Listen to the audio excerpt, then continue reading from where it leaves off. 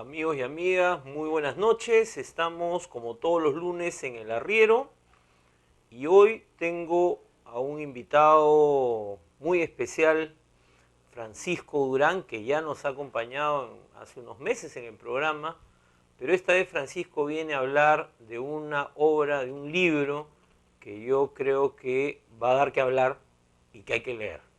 Los Romero, Fe, Fama y Fortuna. Francisco, muy buenas noches. Buenas noches y gracias por la invitación.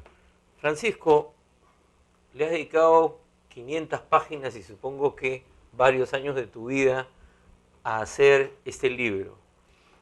Antes de entrar a la historia de los Romero, ¿qué es lo que te llevó a hacerlo? ¿Por qué estudiar a los Romero? Sí, me ha costado 4 años escribirlo, 2 más de lo que había calculado. Y la razón principal es que muy poca gente tiene conocimiento de lo que es el empresariado por dentro. Hay más cultura macroeconómica, ¿no? La gente discute los grandes indicadores, el crecimiento, pero sobre lo que sucede en las grandes empresas y los empresarios hay menos conocimiento. Pero sin embargo mucho interés en los más ricos, los más poderosos, que es el caso de los Romero.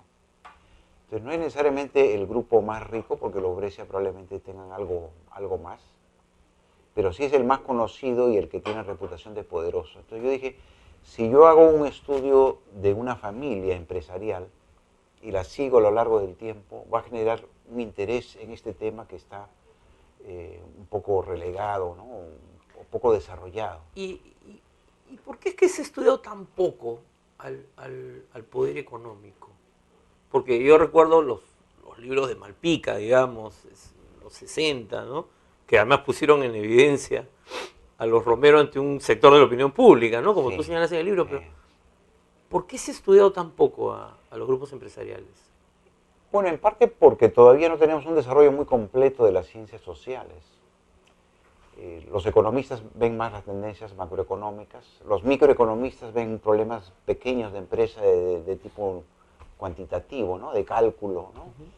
Y nadie hace historia empresarial, ¿no? Los sociólogos no quieren meterse mucho en ese campo porque tiene que ver con la economía y es algo que conocen menos.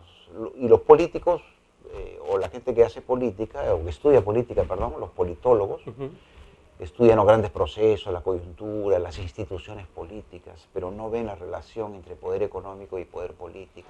¿Y esto es general o sea, esto pasa solamente acá en el Perú o también en No, otros? en todo país hay algunos cuantos especialistas que trabajan este tema de los empresarios y el poder, pero son pocos. Es un club pequeño que nos conocemos entre todos, pero es algo más generalizado en América Latina.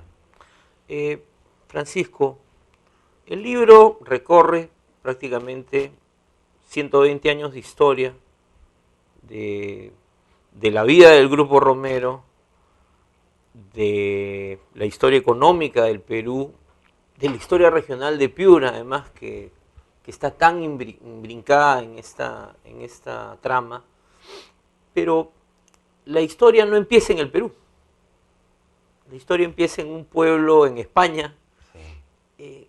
Que marca algunas de las características que después el grupo va a tener a lo largo de su historia. No sé si nos puedes contar un Efectivamente, poco esto. yo había conocido al Grupo Romero desde Lima, cuando iba a los CADE, Claro. cuando seguía la trayectoria de los grupos de poder económico, y La ya, ellos figura ya, de Dionisio Romero, así es, seminario, digamos, ¿no? Dionisio Romero fue la gran figura de esa generación de empresarios dialogantes que después al caer Velasco y los militares incluso crecieron más.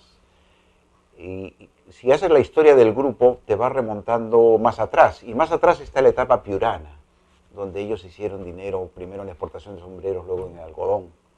Pero si buscas el origen, tienes que ir desde España. Y efectivamente, yo fui de Lima a Piura y de Piura a España, a una provincia muy alejada y muy pobre de Soria, que continúa siendo una de las provincias más pobres y atrasadas de España, Soria.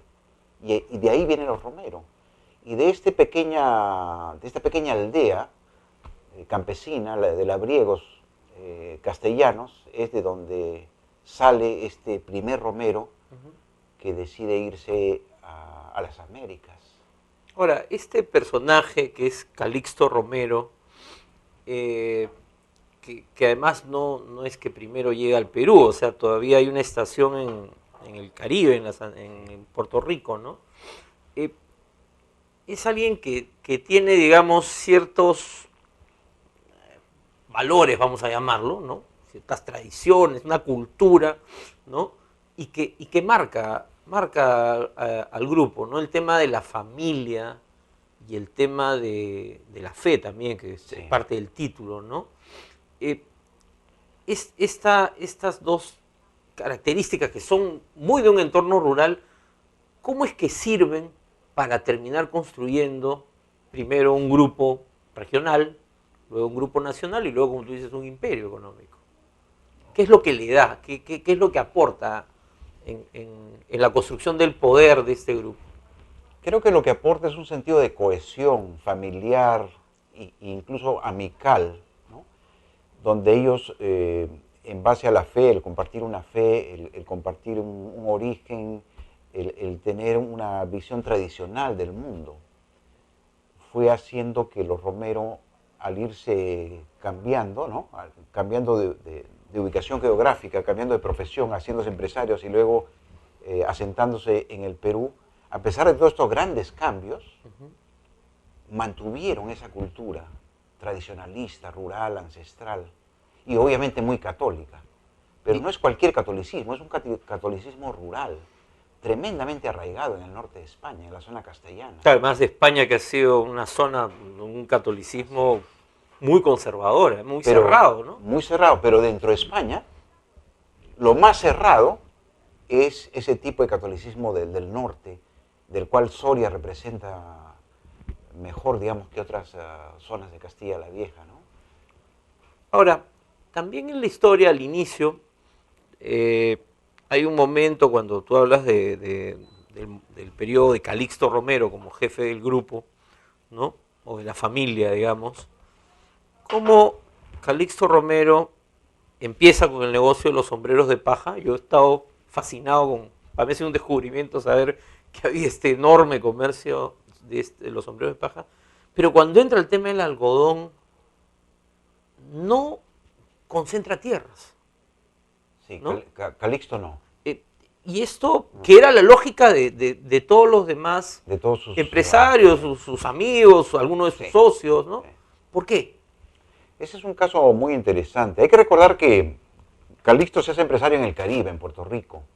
Y así es como llega a Catacaos, representando a esa casa En 1890. 83, Claro, al 83. final de la guerra con Así Chile, es. y durante 5 años planifica cómo instalarse como empresario ya propio, pero con ayuda de sus amigos, tanto económica como gerencial, para entrar al negocio de sombreros. O sea, él en ese primer viaje se dio cuenta de que había un nicho en el cual él podía insertarse bien.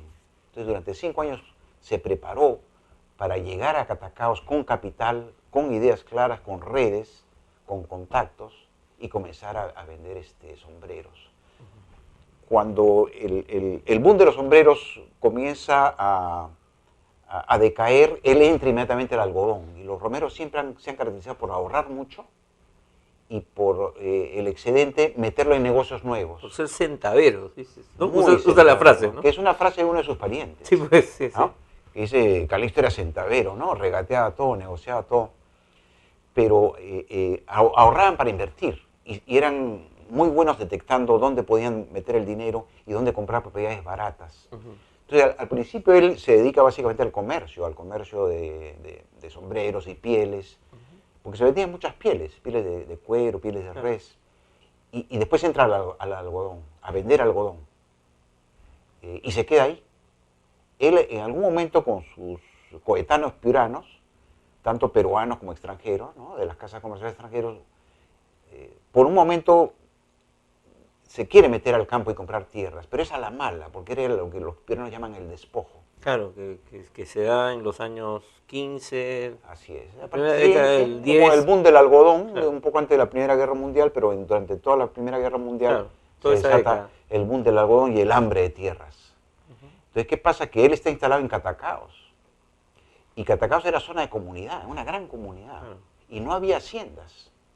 Pero cuando comenzaron a jalar agua del río por medio de canales hacia Catacaos, tenía que quitarle la tierra a los comuneros o a los pequeños propietarios.